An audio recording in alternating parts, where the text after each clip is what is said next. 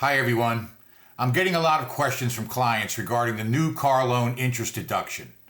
Now the rules are a bit complicated and not everyone will benefit. Today I'm breaking down exactly who qualifies, how the income phase out works, and what vehicle requirements you must meet. Hi, I'm Robert J. Bailey, CPA, and this channel is dedicated to keeping more money in your pocket where it belongs. Alright, so let's get started. Now, what is the new car loan interest deduction? Starting with tax year 2025 and ending after 2028, eligible taxpayers can deduct up to $10,000 per year in interest paid on a qualifying car loan. Now, if you qualify, you can take the deduction no matter whether you itemize or you take the standard deduction. So let's start with qualifying vehicles. To be eligible, the vehicle must be new. Used vehicles do not qualify. So again, it must be a new vehicle. This deduction is only applicable to loans for the purchase of new cars made after January 1st, 2025 and going forward. There are strict eligibility requirements, including income limits and U.S. final assembly requirements. Vehicles must be for personal use.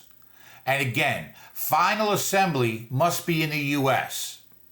Now you can determine where a vehicle was final assembled by checking the vehicle's information label, the Moroni label that was on the car when you bought it, or using the vehicle identification number. Now by law, every vehicle has a VIN number displayed on a dashboard sticker or a plaque. The 17-digit VIN is a unique combination of numbers and letters that identify as your vehicle. Now, a VIN starting with 1, 4, or 5 typically indicates the vehicle is made in the United States. Now, cars made in Canada start with a 2, vehicles made in Mexico start with a 3. Other countries are denoted by letters, like Asia has letters J through R and Europe has letters S through Z. So again, you're looking for your VIN number starting with number 1, 4, or 5. Now the vehicle must weigh less than 14,000 pounds. That's not a problem. Standard cars, SUVs, pickups, and motorcycles, obviously, all under 14,000 pounds. Now leased vehicles and business use vehicles typically don't qualify under these personal use rules. So how the $10,000 limit works.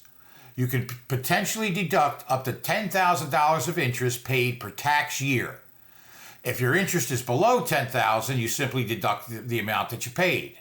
If it's more than $10,000, you're capped at $10,000. Now this deduction again applies from 2025 through 2028. Now for the all-important income phase-out rules. For single filers, the deduction phases out starting at $100,000 of modified adjusted gross income, and it's eliminated at $150,000 modified adjusted gross income. For married filing jointly, the phase out starts at $200,000 of modified adjusted gross income and ends at $250,000 of modified adjusted gross income.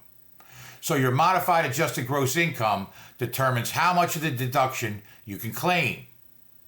Now, how do you report it? Well, for your 2025 tax return, you'll use Schedule 1-A, a new schedule the IRS introduced for this deduction. You report the qualified interest amount, include your vehicle VIN number, and attach that schedule to your Form 1040. Now, save your documentation like your loan statements, purchase agreement, and vehicle info in case the IRS had ever had any questions. If you found this video helpful, please like and subscribe. My name is Robert J. Bailey, CPA, and this channel is dedicated to helping you keep more money in your pocket where it belongs. Thanks for joining me, and I'll see you soon.